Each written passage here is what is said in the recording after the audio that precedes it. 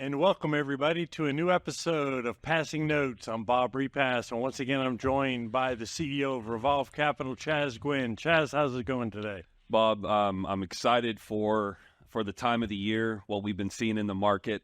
I'm excited about the guests that we're going to be welcoming on the show today. I've always talked with you about the lack of fintech in the business and the inability to kind of get your hands around the transparent tech side of what we do. We always see Excel spreadsheets and Dropbox folders being shared amongst buyers and sellers, but who's really getting into the market to kind of, develop a different way of looking at how we trade notes and transact. So I'm excited to kind of talk about these guys' journey. Awesome.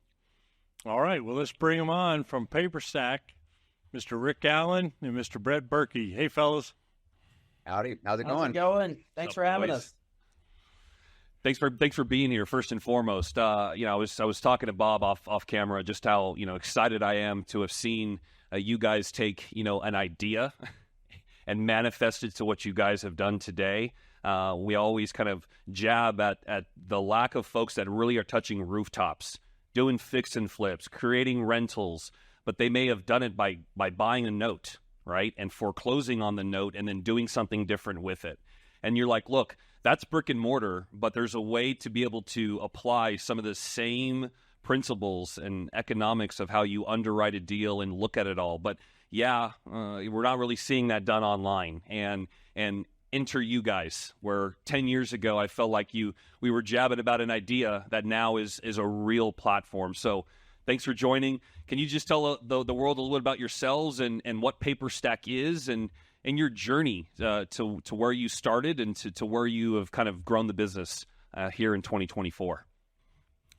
Yeah, thanks. It has been a journey, to say the least. I know, I sort of got into the debt space by accident in 2012 and, did really well on my first deal. Loved it. I came from the real estate investment side, rentals, fix and flips, wholesaling, the whole deal, really. And one of the things I noticed when I got into the space was I was like, man, this is awesome, but it is very much like I don't know necessarily who I'm really working with on the other end. And there's a lot of trust involved, and kind of just where we started to where we are now, it's come so far. And I really remember the deal that moved me into saying, like, we need to fix this space, or we need to come up with an online solution to what's very archaic. It was the Wild West when we got into this. I remember not the first deal, but it was a larger deal for me at the time. It was $250,000 we had to put out, and there was a large portfolio we bid on, and they wanted money in escrow. So we wired $250,000 out, and they were setting up a Dropbox link with all the collateral files for me to review. And they kept telling me, look, we've sent you the link. I was like, well, I don't have a link to this. I haven't seen it. And finally they said, look, I know you have the link. You're just stalling now because it shows you've accepted the link. Mm-hmm. And so I'm like talking to them like, look, man, I got no emails from you from Dropbox. And they go, oh, no, not Dropbox. It's Box.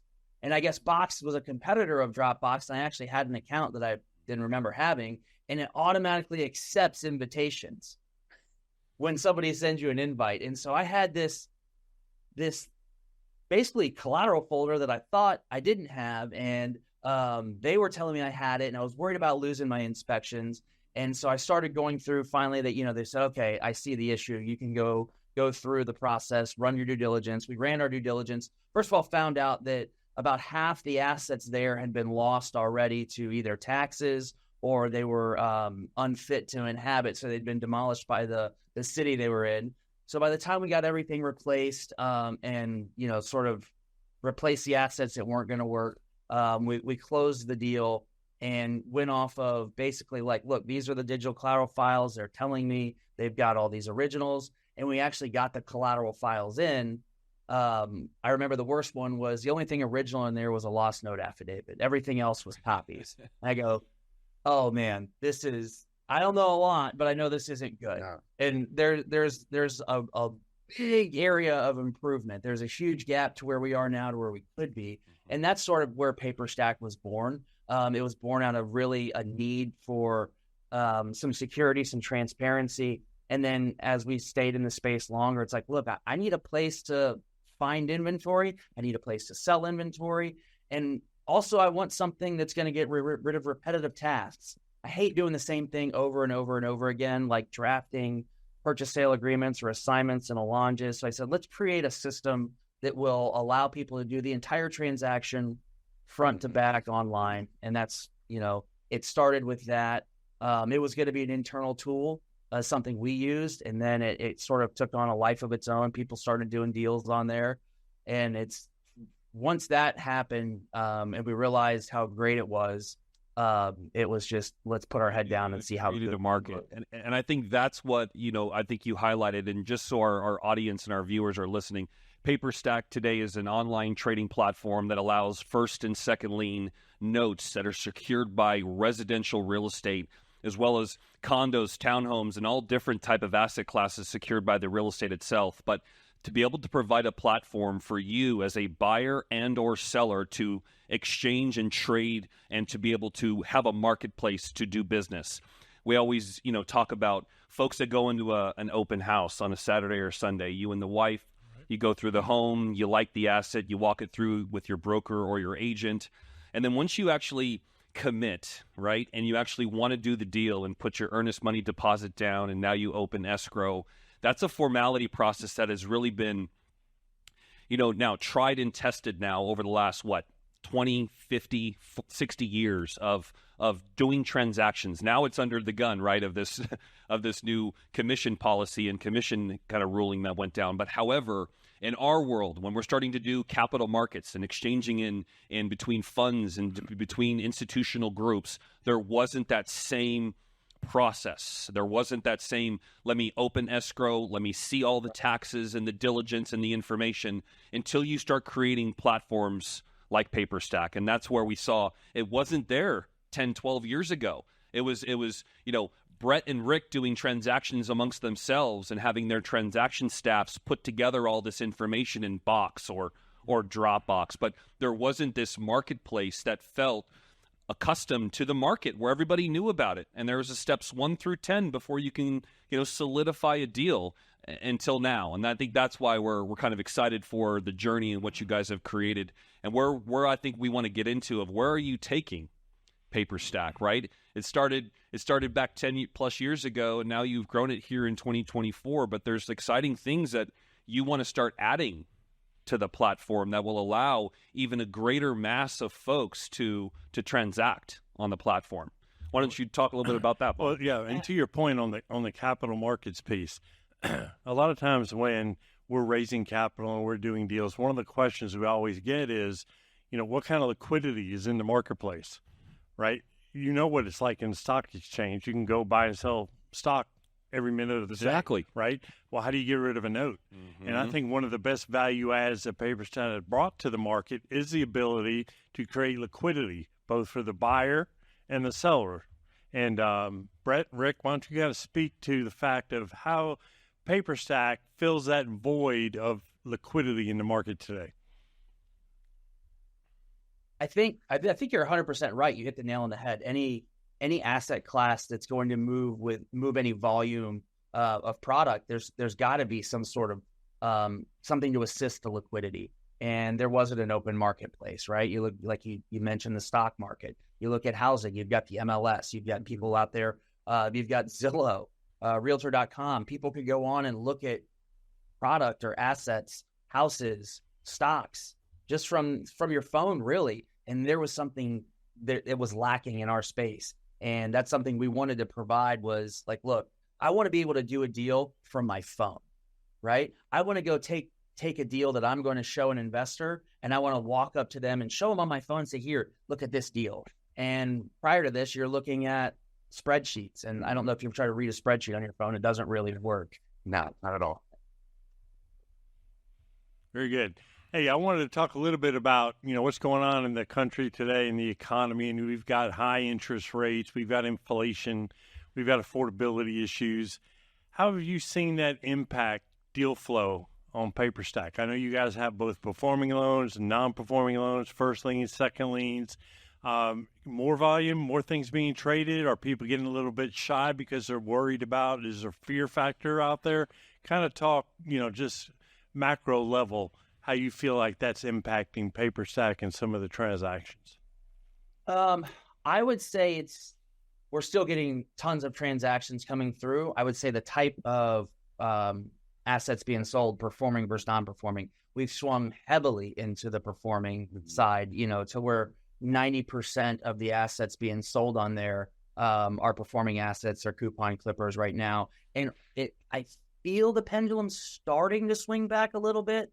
When we were in 2018, 2019, 20, there was, you were looking at maybe a 60-40 split. Right now we're at a 90-10 split of performing to non-performing. And I feel like it's just over the past 4 or 5 months, I'm seeing a lot more NPL stuff start hitting the market. Definitely the interest rates are kind of that piece of the puzzle where it affects what people are buying assets at, right? If it costs them more to get their capital and they're buying performing loans, 24 months ago, people were happy getting an 8% return. Now that number bumps up, the more expensive capital becomes, because I can throw money into a money market account and get 4.5% right now. So the discount seems to change a little bit. Higher interest rate loans definitely move. And I'm seeing a lot of short-term, like the bridge money private financing loans are, hard money loans are selling because it's not locking somebody in for this long period of time. They're getting a 12.9% coupon, and they're able to really start buying stuff, say, look, I'll sit and see how this works for 12, 24 months and see where the market goes from there. What are you seeing, Brett?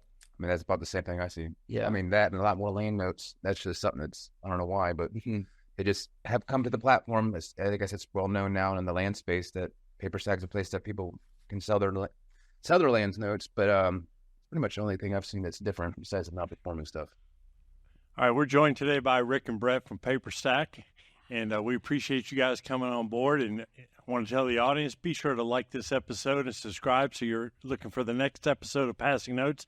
Chaz, they were talking a little bit about cost of capital, right, and starting to see that pendulum swing back towards, maybe the increase in some NPLs coming across the market. And I feel like we see that before it gets to the platform. So why don't you kind of speak a little bit about whatever evolve we're seeing come across our trade desk. We've been bidding a lot of loans over the last 2 weeks, and you can kind of give us a little flavor there. Yeah, I think you hit on a couple of things there, Rick, which regarding, some of the pendulum swinging from cash flowing stable assets, 12, 24-month or longer stability type seasoned assets are now being sold. What we would kind of argue the reason for that being is because we're seeing a flight now to liquidity, right, to be able to kind of unlock some of that cash to be able to now become a participant in the NPL space. We've seen HUD, Fannie, and Freddie, which are the main tickers of delinquent assets on book today, that really start getting brought to market for third-party PE firms to participate in. And if you've got millions of dollars tied up in first lien, second lien performing assets, it doesn't allow you to participate the way you would traditionally. We've seen a lot more names that we haven't seen participate in these larger auction starting to now participate. And you're like, where have they been? It's because they've had their capital locked up in cash flowing assets that they've been stabilizing, because supply has been very wonky over the last 24 months, right? Latter part of 22 to the beginning part here of 24, we didn't really see sort of the volume we had seen in years prior. And so we are now starting to see that volume uptick. So I do think that a little bit of the cash flowing assets being sold is to be able to be in position to start scooping and scoring, as we say, a little bit more of the non-performing product, part A.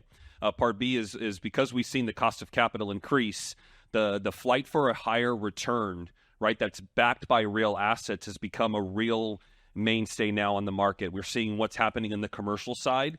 With the reason why we feel like there's synergy, even though we're in the resi side, is because now folks smell blood in the water to be able to pick really high valued assets for discount. But we're seeing the same thing on the resi side. And so because now we're seeing cost of capital being up, right? So if you're at a double digit cost of capital and you're sitting on 9-10% rates of return on your cash flow, the NPL space is offering you frothier returns. Let's just call it what it is. And because of that, we're components of look at active NPLs active foreclosure NPLs that could be 80% of the way through the process, and all you need to do is kind of finalize the balance of the 20% to get yourself an REO. Right. And now decide, do you want to fix and flip? Do you want a rental? Do you want to wholesale it? And that's where I would argue a lot of the roofers, guys that want to touch the brick and mortar home, still go to Home Depot, still go to Lowe's, really still put right their touch on homes. Where have you seen kind of the pendulum swing, Rick, and Brett, regarding guys that were buying fix and flip, that were really touching assets, but we've seen the supply really dry up, right? Financing is up. We were talking about how baby boomers today, traditionally, that are sitting on a 3,500 square foot, 4,000 square foot home where your kids now have left the nest, right? They've started their careers, they're starting their family, and you're sitting on this big old home that you are not selling because of rates being so darn high today, right? And financing just being at an all-time high. So now you're like, okay, the financing's up, but now where's the supply? Where am I going to move to? So now you're looking for a different alternative investment, and this is where we kind of are cheerleading. Well, look at notes. Look at a diversity of an opportunity. Are you seeing the pendulum swing from folks that are looking for an alternative investment and coming to the platform kind of far more frequently than you may have seen in years past?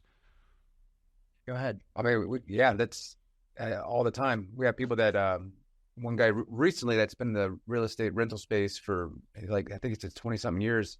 He was all excited when he found this. He found us through Bigger Pockets, and he had no idea about notes. But those people, they call in, they validate this is a real thing, and that they kind of want to leave doing the other spot, like rentals or fix and flips, and they find notes and they're giddy, they're happy. They are, yeah. It's if somebody's used to the feast or the famine, and they're feasting, and all of a sudden it starts turning to famine, people get desperate. They start looking and get creative, and we are definitely seeing those fix and flip people come in here. And really, the options are, if you're in the fix and flip space and you're not finding inventory, what are you gonna do? You got to find another thing. So, I mean, I have seen some people are going out of area. We're in a unique situation here in Florida. It seems like every 5 or 6 years a major hurricane comes through, and I know a lot of the fix and flippers here in Orlando have migrated down to the Fort Myers area, and they're killing it. Great, huge supply of inventory down there. A lot of stuff to buy, a lot of stuff you got to fix and flip, and they're doing well. But for those who are not looking to move out of area, and they find the notes and the note space, and say, "Well, I don't actually have to have an area. I can have certain pockets around the United States where I can have boots on the ground and set up my inventory there, and I can get the REOs." And so there are people who are learning. It really just comes down to, do they get comfortable with it? Isn't it? Isn't that? Yeah, just you got to get comfortable with it. And, just like when I came from the real estate space and went into the note space, I kind of cheated and did it in my own area where I could still drive and see the house, and I could walk up and knock on a door. And eventually, the more notes I did, the more I realized, like, wow, I can really just do this from anywhere. And that's one of the great things I think this offers, is I can do it from anywhere on my computer. Give me internet and give me a computer, and I can trade notes. Hey, Rick, I wanted to circle back to the start of your journey when you wired $250,000 hoping you were going to get a Dropbox link, and then you ended up with a box link instead. And I know you learned from that, and you guys have built out a note closing piece to kind of build that transparency and that fiduciary responsibility of, here's my collateral, here's my money, we're using an escrow to kind of exchange that. Why don't you kind of talk about the value add of that note closing piece? Absolutely. We've sort of beat the marketplace, and we all realize you have to have the marketplace. It provides the liquidity, but really the closing portion of that, and Paperstac, you can do everything on there. From the time you list something, you communicate through the platform, through chat, phone calls. It generates documents for you. Just front to back, the platform is meant to handle the entire process. And one of the things that I experienced coming into this is I really didn't know the closing process of closing a note. It's not the same as closing a house. And so we wanted to build an all-encompassing product that says, look, it will walk you from the time you make your offer until the time the deal closes. And you really can't miss a step, because there's to-do items that you have to hit those to-do items. to move on to the next step. Some of the security features we've built in there is the implementation of just having escrow in-house. So as a buyer, you're not sending your funds to the seller. You're not sending them to the seller's escrow agent. You send it to Paperstac's escrow, and we mark it as received, and we keep it in our escrow account. And then the seller, they're not sending the collateral directly to the buyer to review or to the buyer's agent to review. They send it to a third party who would then go through, review the collateral, review it for authenticity, see if the note's authentic, put eyes on it, hands on it, and then they'll provide you a report. And once the buyer reviews that report, at that point, they can sign a disbursement agreement. The seller can sign a disbursement agreement.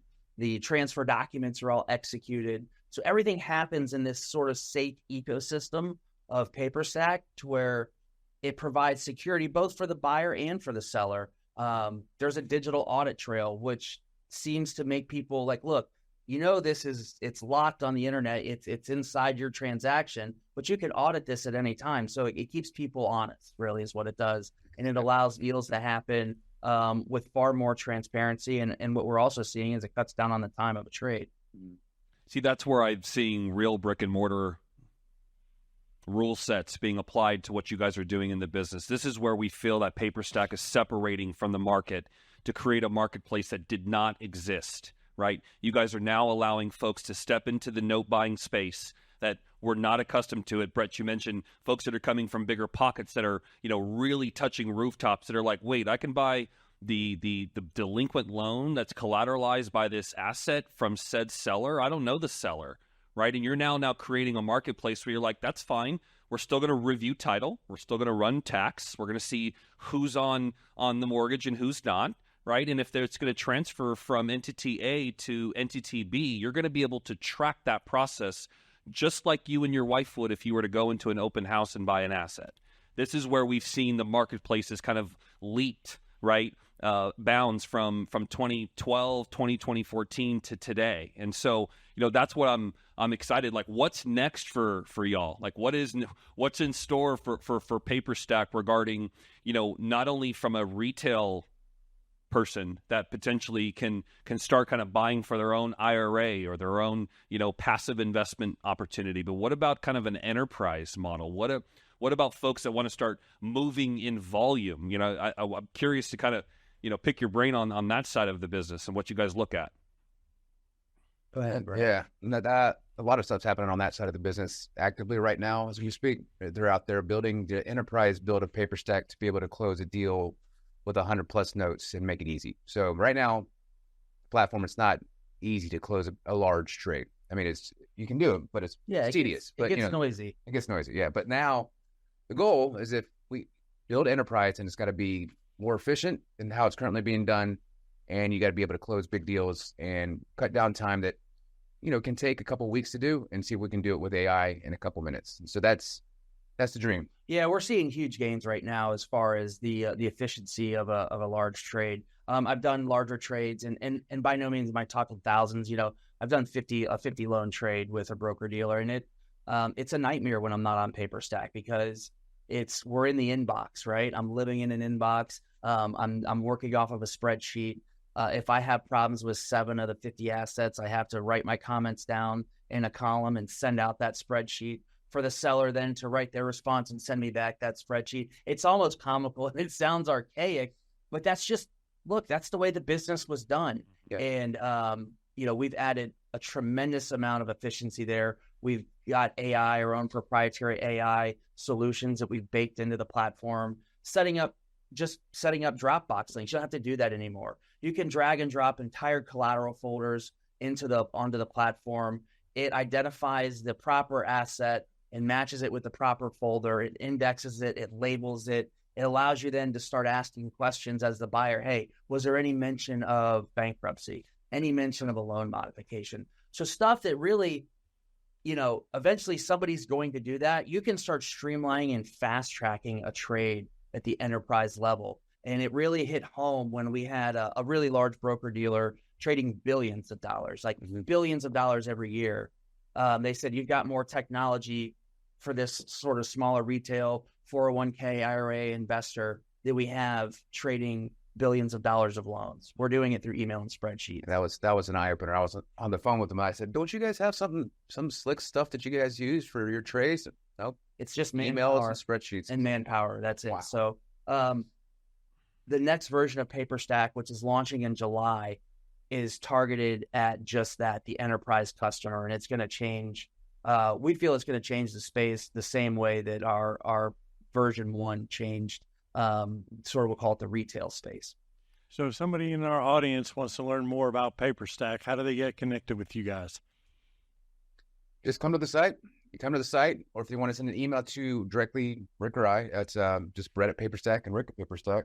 But we'd love to show someone around, give them a demo, see what questions they have, especially if they're at the enterprise level, if they have different feature requests they want. We always love hearing those conversations. So, yeah. Well, I know you guys have a podcast of your own, so I appreciate you being guests on our podcast, but you're also very active on other social media channels. I've always been a little skeptical on how that impacts the note business, the pros and cons. I'd love to hear your opinion on the impact that some of the social media can have in the note business. Yeah, that's a great question. I think really social media is now, these days, it's just like, hey, how visible is this person, right? How visible is a person I'm doing business with? Does it bring people into the platform? Yes. Can it offer some credibility? Sure. But when somebody goes out there and they're like, look, I want to invest alongside somebody, and you've got a social media presence that's in the space, it gives you more credibility, and it allows them to say, okay, this is a real person. I see who I'm doing business with. I think that's one of the biggest benefits, but it's just, I almost feel like social media is just a necessary evil from where we are. You just have to have it. And, we're pretty active in it. We have somebody that handles a lot of our social media for us. Brett and I are not sitting there doing this. We jump on, create podcasts, and create some content, and then it gets reused, redistributed, chopped up. So the same, this same podcast that we're on right now could be used for 25, 30 different topics or posts or anything along that. But I do think it is important. The downside is like, once you do put something out there, it's out there. So, you just want to make sure you know what you're talking about, and, stay in your lane, and be smart about what you're saying and publishing. There has been direct impact, though, from social media, more so YouTube than, say, Facebook or Instagram. I've had people that talk to them. They said, I've watched all your videos and I'm buying my first note. So it's hard to track it, like in terms of a metric. So for the marketing side, I don't see, oh, wow, this YouTube's made us $50,000. But I just know from the conversations I have, people are watching the videos and then they go from the videos to the website and then they purchase. And the good thing is we're lucky because we get to get the content from the users on the site, because they'll ask questions like, I don't want to insult somebody and make a bad bid. How to make what's an acceptable bid that won't be insulting? It's like, that's a good podcast. So we'll do it on a podcast and you give your answer there. So, we're with Paperstac, both Rick Allen and Brett Berky. We feel like they're disruptors, especially in our space. And I think what we're highlighting and talking about now is there's actually a human side to this business, whether you're an institutional partner or whether you're a retail investor looking to diversify and to get into a different marketplace, potentially a new career, or even do this passively. You need to kind of align yourself with folks that allow your business, if that is your goal, to get off the ground, to transact in an open, transparent, professional manner. And we've seen these guys cutting their teeth for the last decade plus to be able to craft a marketplace for both sellers like us and buyers like you to participate in. So excited for y'all to join us. I know you have a kind of a closing piece. Yeah, I always like to close the episode when we have a guest with us to ask them the one word in their mind is the top concern in the market today. So, Rick, you only get one word. What is your top concern in today's market? Election. Well, I think that wraps it up, because I think a lot of people would probably agree with you. Brett, do you have a one word? No, I know I don't really have a one word. I mean, just inventory, sourcing it. I guess that's 3 words. Never mind. Inventory. Well, you guys solve a lot of that inventory problem with your Paperstac platform, and Rick, I think we're going to be talking a lot about election over the next 6 months. I think I read that 6 months from tomorrow is election day. So there's definitely going to be a lot going on that's going to impact both the note business, the real estate market, and the housing market. So we appreciate you guys jumping on with us today, and we look forward to seeing you at some of the upcoming conferences and hanging out together. And it's always great to see you. So thanks for joining us, guys. And that's another episode of Passing Notes. And Chaz, if you want to be a passive investor with Revolve Capital, you can go to our website, revolvecapital.com. And if you want to buy notes, right, you can send an email to tradedesk@revolvecapital.com. And we're going to be teaming up with Paperstac to liquidate some of our portfolio as well. Just excited about where they've taken the business, call it past, present, and then talking about where they're going in the future. I think it's taken years for the market to really kind of catch up to the capital market side of what we're doing and buying and selling distressed debt. But I do find folks are becoming a lot more accustomed to what this business and this opportunity is providing. But if you have a marketplace that sellers feel not only open and honest about what the platform that they're putting their product on, but the vetting metrics that are going beyond that to kind of see who's the buyer coming to the marketplace to bid my asset. I think these guys have really put metrics in place to allow buyers and sellers to transact that much more easily. So excited to see what 2024 happens for us, because we're going to start loading them up with product and seeing if we can start transacting more. Yeah, absolutely. I think like you were talking about some of the baby boomers, as a little way of saying old guys like me. Once you get into that habit of just Excel spreadsheets and back and forth, and then all of a sudden you're like, there's got to be an easier way.